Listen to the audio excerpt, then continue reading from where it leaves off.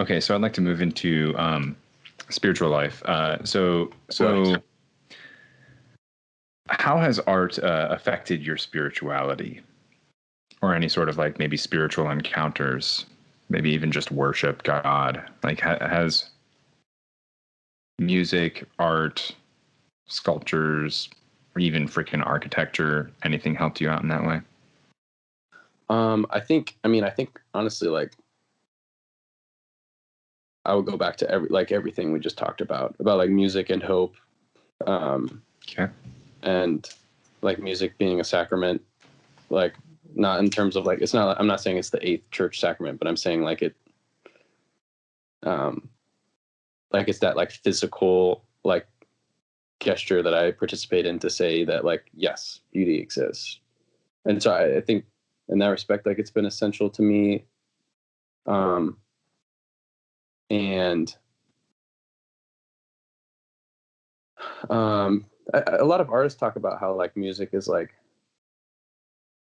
a form of like prayer for them. Okay. And I've always like struggled with that. Like it can be like incredibly emotionally expressive. But I think that is true. I think, but yeah, that's not something like, that's still something I'm discovering, I guess, and learning about. But yeah, How so? I think it's, well, I don't have like a complete idea on that yet. Like I'm not really sure what it means for music to be a prayer. Like I know what it means. It's definitely been that before. So it's Yeah. definitely connected to like, and like in terms of like creating something, like participating in like, in the, like, like the creative life, like of God, that's like a part of your, like your makeup, you know? Okay. But I think mostly in terms of like, of hope and like, and yeah, I guess like that would like make it a part of prayer. Definitely. Mm-hmm. Okay. Thank you. Yeah. How do you best encounter God in your life?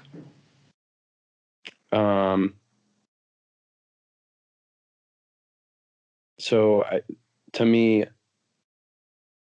the Eucharist is essential, kind of in the way that I talked about before. And like these, like, I love being Catholic because of these physical gestures that I can participate in to worship God, even when I'm um, like struggling with my faith. And I think also, um, like the friends that he's given me are huge, are like essential. Um, like my friends in the church have definitely,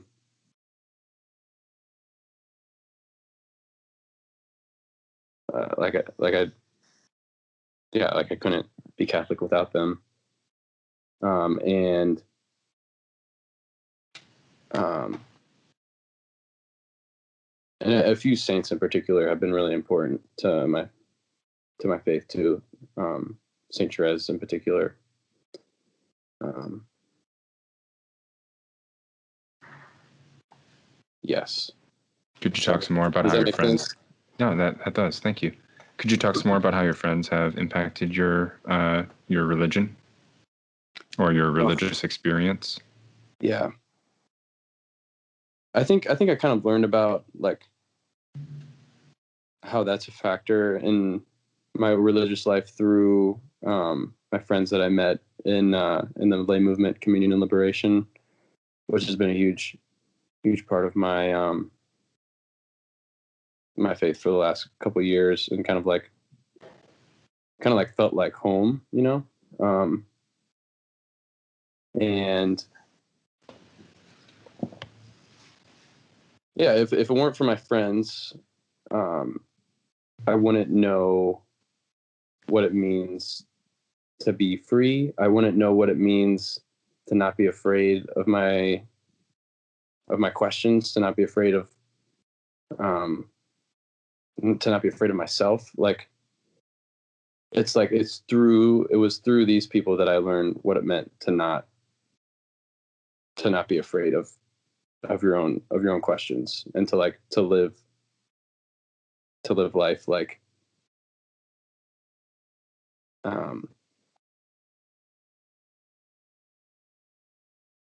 in a relationship with the God who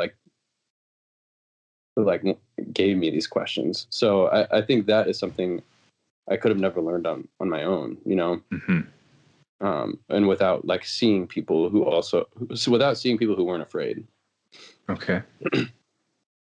So for our listeners, Communion and Liberation was started by Father Giussani in Italy in what was the 1960s or something? Yeah. We've actually mentioned him and some of his work before on the show. And actually, you and I were both at Communion and Liberation in Pensacola, Florida.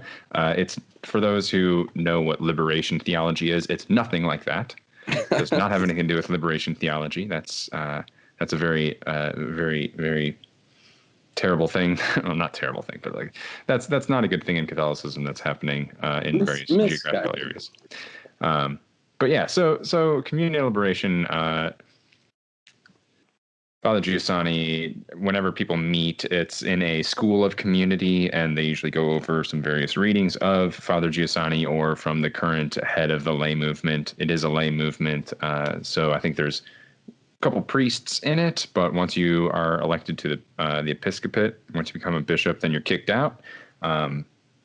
So quick background for Communion and Liberation. Brendan, what do you like about CL? Could you synthesize kind of like the heart of CL real quick for our listeners? Okay. Someone asked me this. Someone asked me this at dinner the other night because they were really frustrated that no one had ever explained it to them. I think the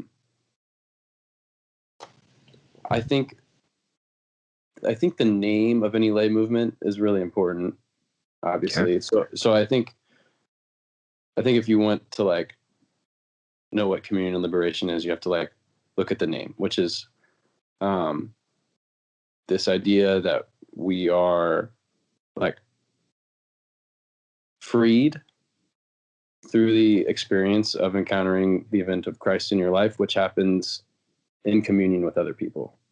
So it's reclaiming these words from that were stolen by communism, communion and liberation. And so because of that, because it's about communion, everyone's experience of why they if you're involved in CL, the experience of why you fell in love with it it's kind of personal, because the only way, the way that usually happens is by encountering these people, who, for me, who weren't afraid of their questions, and that really kind of blew me away.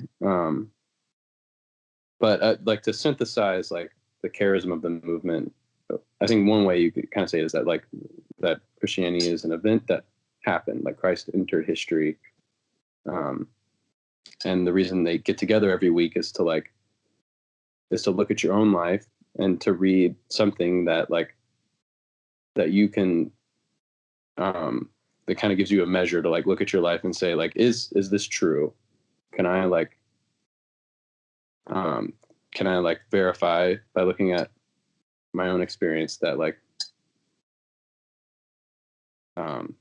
that what Christ says is true? And I just used a lot of words that are popular in CL, but I think the words that a movement uses are important, because that's how they're the ones that pick how to describe what they're talking about. So yeah. And CL has been very stereotypically difficult to describe because it kind of uses these really abstract sounding terms. It's it's the I encountering the other, and it's what does that mean, man? Which is funny because then you read JP2 and he says a lot of the same stuff, and you're oh man, I thought this was just some weird CL thing, but it's like, yeah, it's been really fun as I've been in the process of making this podcast. Where like reading Pope Benedict XVI and St. John Paul II, like both of them were highly influenced by CL and Father Giussani. So like they seeing their terminology mirror that of CL, and then also like some of my priest friends who are also in the movement, hearing it in their homilies. It's just like, oh yeah, yeah. My wife and I will look at each other and just be like, oh yeah, I remember. I know where that's coming from. Got it. All right. Okay, so we've talked about your spiritual encounters, art. We've talked about others in your life, friends. You did also mention the importance of Mass. So please tell us what is it like when receiving the Eucharist, and how does that help, I don't know, buttress your faith? I think it's because it's a physical gesture that I can participate in that says, I believe that God exists. And it's kind of like the final word on that, like, because I can go into Mass, like, you know, and like in a flustered or in a flurry about that. And then like, it's not that it's like this like emotional experience every time I receive the Eucharist, but like, it's a fact, you know, that happens. And I think that is why it's so important.